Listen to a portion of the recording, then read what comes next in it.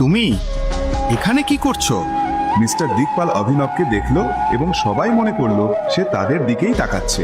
তখন রাজ এগিয়ে এলো। অভিনব মিস্টার দিকপালকে অগ্রাহ্য করে মেন গেটের দিকে হাঁটতে লাগলো।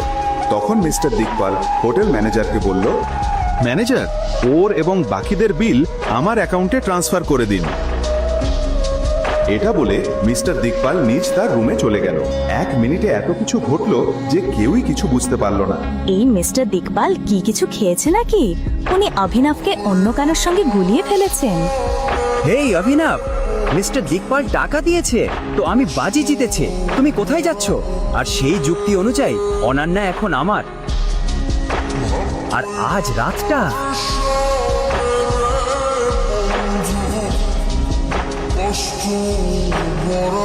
দেখো রাজ, ফোনটা দাও আমাকে।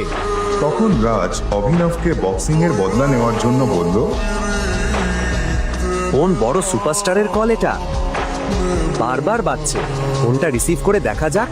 দেখ, তোর সব রাগ আমার উপরে দেখা, কিন্তু ফোনটা ধরিস না। রাজ এটা চ্যালেঞ্জ হিসাবে নিয়ে ফোনটা ধরল।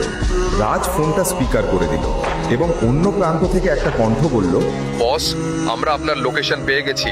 আমরা আপনাকে আনতে আসছি, কিছু গুরুত্বপূর্ণ আছে।